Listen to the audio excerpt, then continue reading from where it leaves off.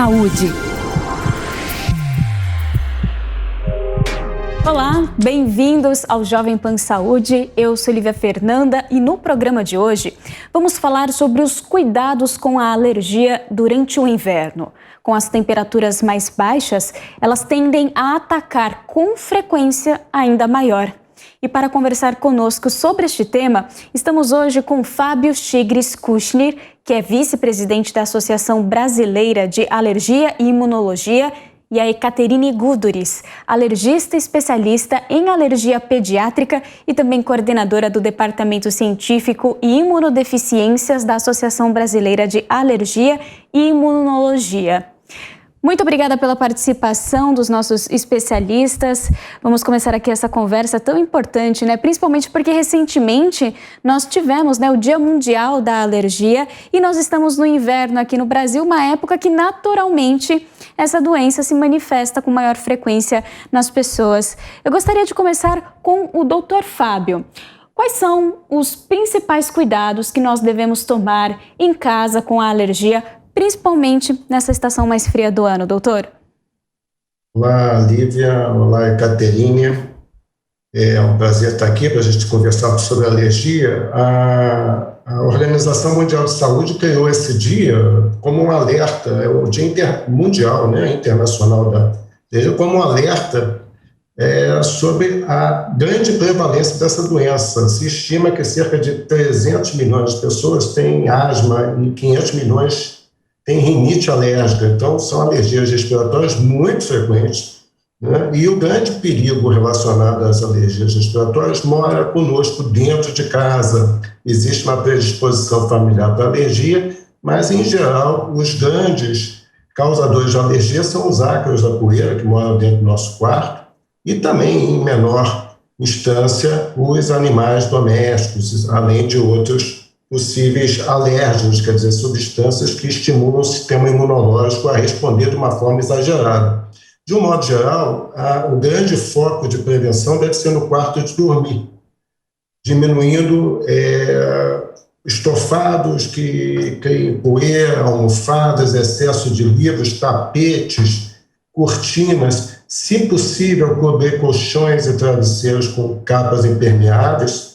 Quando isso é possível, porque nem sempre isso traz um efeito importante, não permitir, por exemplo, que animais domésticos durmam em cima da cama, né? E essas seriam talvez as principais medidas que a gente, em geral, aconselha a esses pacientes. Doutora Ekaterine, também quais são as considerações da senhora sobre os principais cuidados que nós devemos ter com as pessoas alérgicas durante o inverno? Acho que a gente precisa entender por que também dessas coisas, que os ácaros, que são esses principais responsáveis do nosso meio, eles se alimentam de restos da nossa pele. Então, por isso esse cuidado com o colchão, com o travesseiro. E uma das coisas que mais dá alergia nos ácaros são as fezes. Então, quando a gente faz a nossa cama, mexe na nossa cama, as fezes do ácaro vão ficar em suspensão na poeira. E por isso o cuidado de não ter muitos objetos que acumulem, porque não tem como ficar limpando o tempo todo todos os objetos de dentro do quarto. Então a gente liga ar-condicionado, liga ventilador, abre a janela, ventila um pouco, aquelas fezes do ácaro que ficaram depositadas na poeira vão se mobilizar, vão ficar suspensas no ar e a gente vai inalar aquilo. Então é só para ajudar a entender um pouquinho o porquê dessas medidas que o Fábio já citou muito bem. Muito bem, e nós estamos inclusive numa pandemia, não terminou ainda a pandemia de coronavírus. Quais são as principais diferenças entre as alergias respiratórias e o coronavírus, os sintomas entre as alergias e a Covid-19? Ladies first. Pode falar, Ekaterine. Bom, na verdade, sim, os sintomas alérgicos, eles são recorrentes, as pessoas têm uma história, normalmente a rinite, ela não vem só com uma congestão, um entupimento ou com secreção, mas também com espirros, com coceira no nariz, coceira nos olhos, olhos vermelhos. as pessoas têm um conjunto de sintomas que a gente não costuma ver na infecção pelo SARS-CoV-2, que é a Covid-19. Normalmente, a Covid-19 pode vir com um quadro de viéria superior, de entupimento nasal, com congestão, mas não costuma vir com todos esses outros sintomas da alergia, como a gente mencionou. Além disso, é bastante comum vir acompanhado de febre e outros sintomas, como ausência de cheiro, dificuldade com o paladar. Um paciente com alergia de longa data, uma alergia grave, sem tratamento, ele pode até ter ou até se ele tiver pólipo no nariz, ele pode ter problema para sentir cheiro, mas se é uma coisa crônica, não é, que se instala aos poucos, né? Não é uma coisa que se instala de uma maneira aguda, de uma hora para outra, como acontece com a Covid. Além de comprometimento do estado geral, de tosse, mal-estar, dor no corpo. Então, parece muito mais, no caso da Covid, o que de fato que é um quadro infeccioso, enquanto a rinite vem acompanhada de outras manifestações e não com febre, com esse mal-estar, já não é muito comum, né? Muito bem, doutor Fábio, também, quais são as principais diferenças entre os sintomas de alergias e da Covid-19? Acho que a Caterine já chamou a atenção que a principal fator de confusão é com a rinite alérgica, mas como ela frisou bem, quem tem rinite alérgica, em geral, já vem apresentando esses sintomas, principalmente nessa época do ano que começa a esfriar, a partir do outono, praticamente são diários, principalmente o quê? Pela manhã, espirrando, com obstrução nasal, acompanhado de sintomas oculares, lacrimejamento, o que pode até ocorrer na Covid. Mas um sintoma muito importante é essa, que é característico da Covid, que é a anosmia, que é a falta, né, de olfato. Isso ocorre repentinamente na Covid, em geral, acompanhado, como nós já falou, de febre. Então, esses dois sintomas, essa perda de olfato repentina e presença de febre, faz bem a distinção com a rinite alérgica. Em relação ao quadro respiratório baixo, que seria a asma, que em geral é caracterizado por tosse, não tem febre, mais chiado no peito, a gente vê isso sendo precipitado por alguns vírus. Por exemplo, o vírus da influenza, da gripe, é capaz de causar crises de asma em quem é alérgico. Mas, por acaso, esse vírus, né, o SARS-CoV-2, ele não está muito relacionado a crises de asma, não causa chiado no peito. Mas a principal fator de confusão é com as vias aéreas superiores, com a rinite alérgica mesmo. Exatamente, por isso que é sempre bom a gente saber essas diferenças, né, para quando ter algum sintoma, procurar o tratamento mais adequado. E falando em tratamento, qual que é o tratamento para alergias mais fortes e corriqueiras? E em quem elas são mais presentes, doutor Fábio? Bom, o tratamento da rinite alérgica, em primeiro lugar, é a prevenção, o controle mental, mas nós temos os sintomas mais agudos, coceira, espirro e a coriza, nós temos os famosos antialérgicos, que são os antihistamínicos. Hoje em dia a gente tem, nessa classe de medicamentos, os chamados antihistamínicos de segunda geração, que são muito seguros, eles permitem uma dosagem única por dia e não causam sonolência. Então, eles são bem efetivos no controle desses sintomas. Mas, em geral, quem tem rinite alérgica, como a gente já falou, existe uma predisposição genética e aquilo que causa alergia praticamente mora com a gente dentro da nossa cama. Na maioria das vezes, o ácaro. Então, é muito comum eu ter sintomas persistentes. E, para isso, a gente tem medicamentos nasais que são não são, por exemplo, vasoconstritores nasais, que muitas vezes causam dependência, mas, por exemplo, os corticoides nasais são muito seguros e muito eficazes no tratamento da alergia. Quando a gente não consegue um controle adequado com os medicamentos ou não consegue evitar os alérgicos, aquilo que causa alergia em casa, a gente lança a mão da imunoterapia específica, que são as vacinas antialérgicas, e para isso é importante que a pessoa vá consultar um especialista, um alergista. Doutora Caterine? Eu acho que é isso mesmo que o Fábio falou, a gente se baseia em 3 pontos, né? O controle do ambiente, que já foi falado bem no início, o uso de medicamentos, tanto para aliviar, e aí vai ser antihistamínico no caso da rinite, broncodilatadores no caso da asma, antialérgicos ou creme de corticoide no caso da alergia de pele, aí depende um pouco da manifestação, né? Colírio, se o sintoma prioritário forem sintomas oculares. E se isso tudo falhar, tem os medicamentos também preventivos para evitar que o paciente tenha crise. Então, vão ser medicamentos que a gente inala por via respiratória se for asma, a gente espreia no nariz se for rinite, a gente passa na pele ou toma por via oral se for dermatite. E se isso falhar, a gente faz tratamento com imunoterapia mesmo, que em geral pode ser feito ou por via subcutânea, que é injetável, ou por via sublingual também. Existe esse outro recurso que a gente usa bastante também. Doutora Caterine, vou continuar com a senhora. Existem casos mais agudos de alergia e quais seriam os riscos que uma pessoa alérgica pode correr em casos mais graves? Bom, quando a gente fala de alergia, a gente está querendo dizer que a pessoa tem uma resposta do sistema imune a um determinado agente do meio externo. Esse agente, como o Fábio já falou, chama-se alergeno. Quando a gente fala de alergia respiratória, o máximo de reação aguda que a gente costuma ter é uma crise de asma, como o Fábio também já mencionou, com tosse, dificuldade para respirar, chiado no peito, bastante secreção no pulmão. Mas a gente tem também doenças alérgicas em relação a alimentos ou em relação a medicamentos.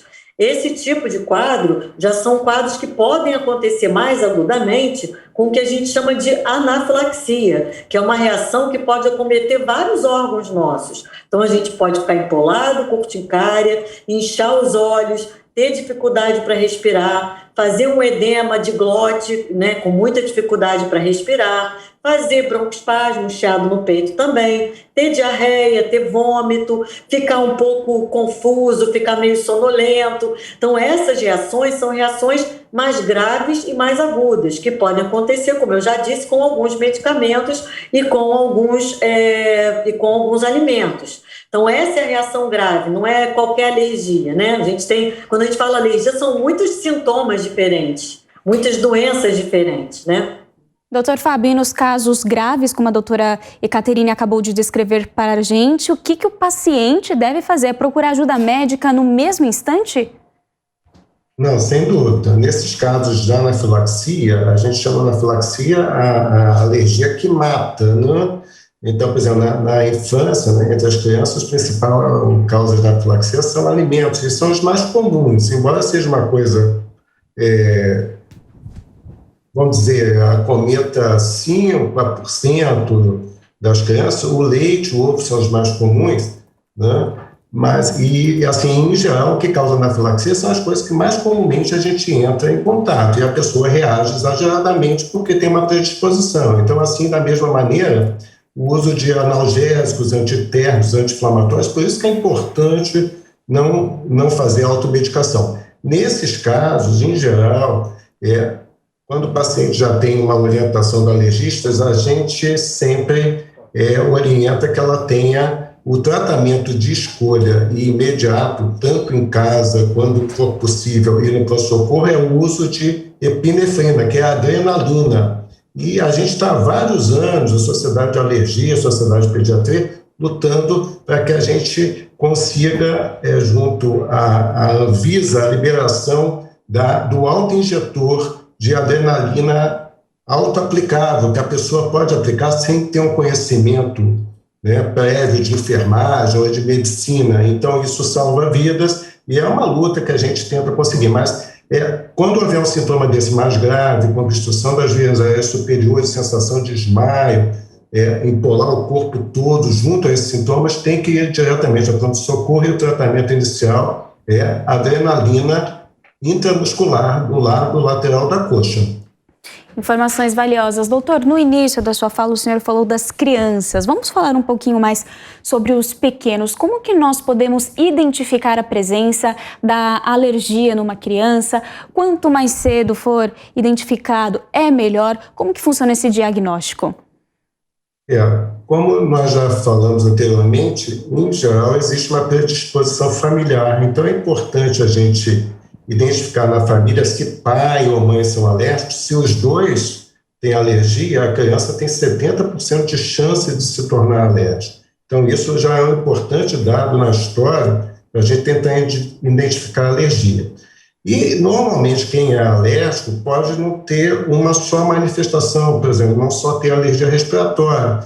No primeiro ano de vida pode ter alterações da pele, que a gente chama de dermatite atópica, que podem começar até 3 meses de vida. Isso predispõe a quem tem dermatite atópica a ter mais alergia alimentar, e quem tem essas manifestações alérgicas pode vir a desenvolver alergia respiratória. A gente tem que lembrar também que nos primeiros 3 anos de vida, as grandes causas de chiado no peito ou sintomas nasais, de coriza, obstrução nasal, são vírus, né? Então, principalmente as crianças que estão em creche, a gente chama até de crechite. É normal ter 6 a 8 episódios virais por ano e quem está em creche praticamente uma vez por mês, tá? Fica mais fácil o diagnóstico a partir do momento que você identifica essa predisposição familiar para alergia e a partir dos 3 anos isso se torna mais evidente, principalmente em relação à rinite, os sintomas mais clássicos de coceira, espirro, entupimento, e tem um gesto muito clássico que a gente chama de saudação alérgica, né? Quando isso é feito repetidamente, já alerta a gente para a possibilidade de alergia. Então é importante ter a história familiar e a presença, muitas vezes, de mais de uma manifestação alérgica numa criança. Doutora Caterine, agora existem exames que mostrem essa predisposição de uma criança, que ela vai desenvolver alguma alergia ou não?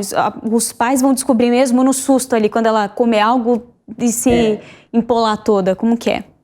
Isso, na verdade, é um motivo que a gente enfrenta essa dificuldade no dia a dia sempre, né?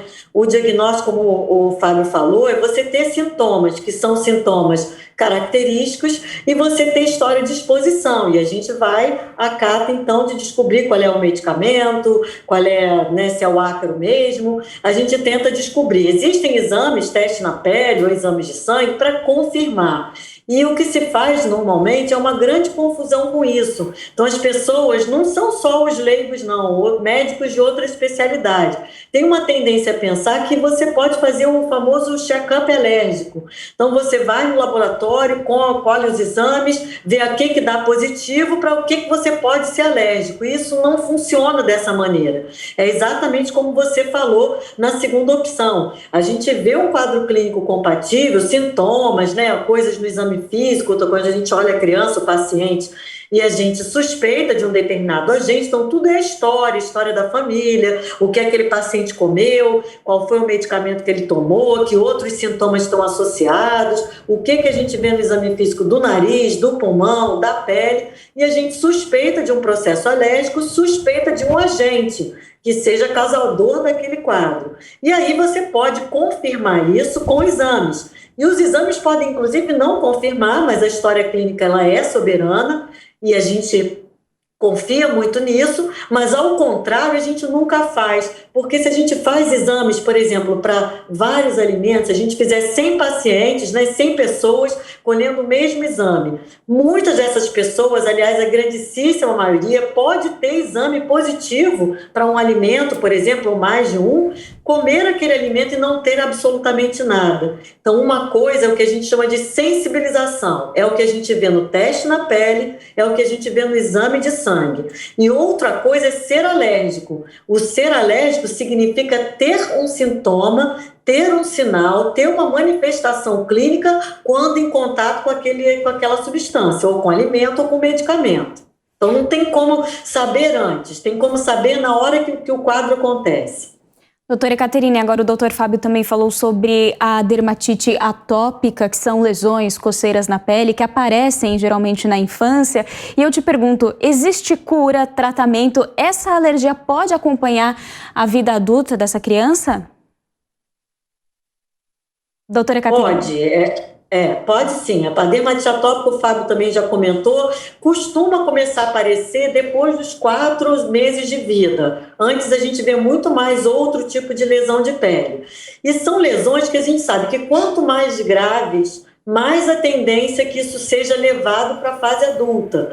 Mas os quadros mais leves, eles costumam ficar na infância mesmo. O que a gente tem visto nos últimos anos é uma mudança um pouquinho desse conceito. A gente até uns 20 anos atrás dizia que dermatite atópica era doença de criança. Então, grandíssima maioria dos pacientes tinham pequenos, aquilo ia melhorando e chegava na adolescência, o adulto jovem não tinha mais um quadro de pele. A gente não só nos últimos anos tem visto mais persistência da doença, como a gente tem visto também aparecimento de dermatite atópica em adultos idosos, inclusive, que era uma coisa que a gente não via antigamente.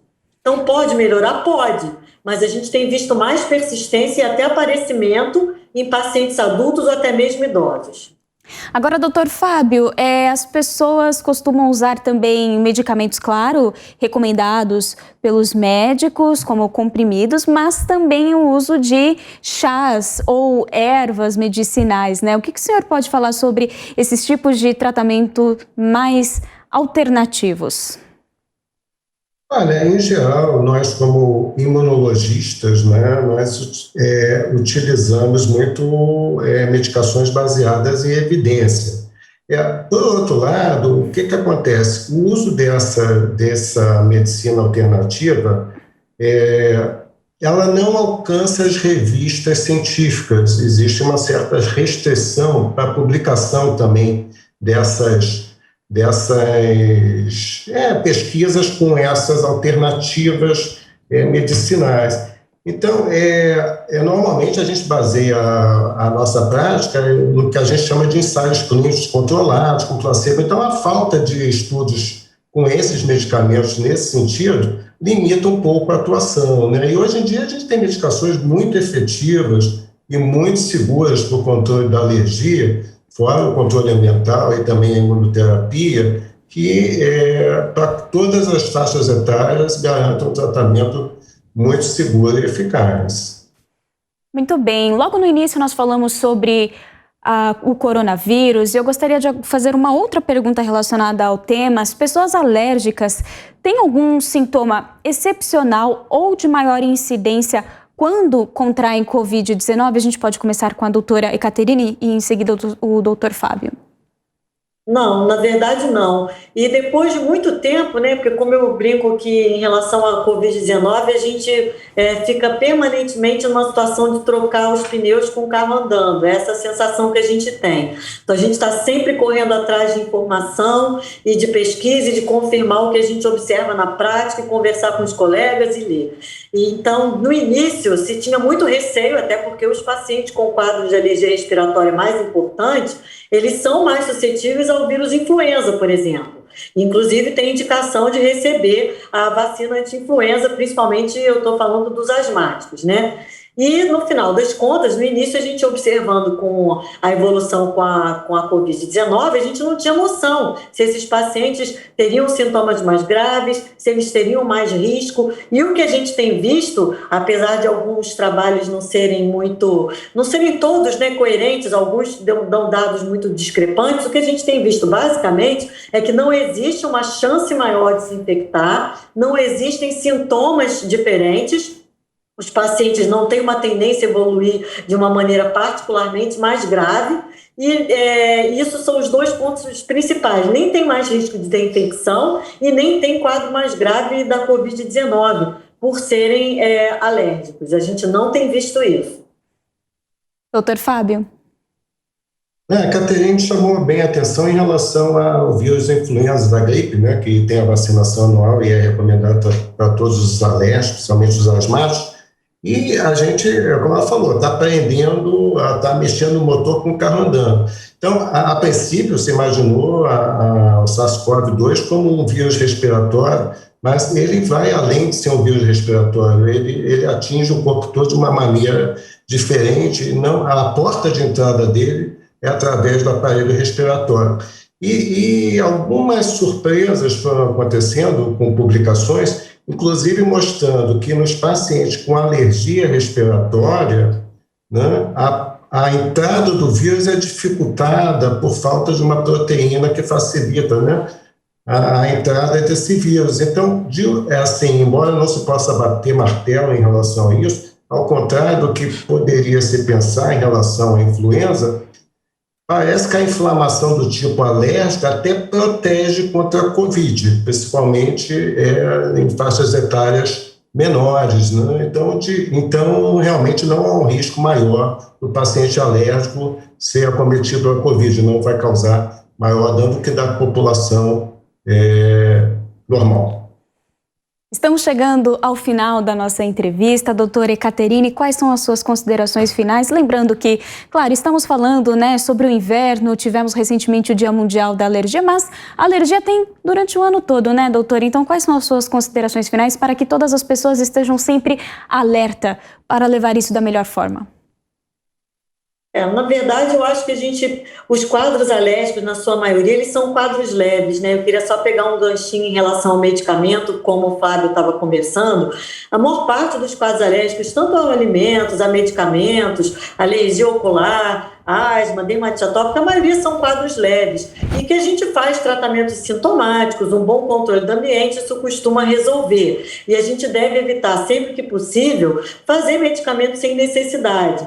E os medicamentos, eles devem ser indicados de preferência por médico, com acompanhamento médico, porque toda medicação pode ter seus efeitos colaterais, mesmo os medicamentos aparentemente inócuos. E você falou dos chás, a gente tem que ter muito cuidado com o uso de chás, por exemplo, na pele, porque mancha a pele e às vezes piora o quadro da alergia. Então, o ideal é quadros leves, aprender com o médico o que deve ser feito, não precisa então estar indo no médico toda hora. E os quadros mais importantes, a gente sempre procurar ter um médico que a gente gosta, que a gente confia, que a gente possa receber as orientações e seguir essas orientações. Evitando a automedicação, né? Com certeza. Doutor Fábio, suas considerações, por favor.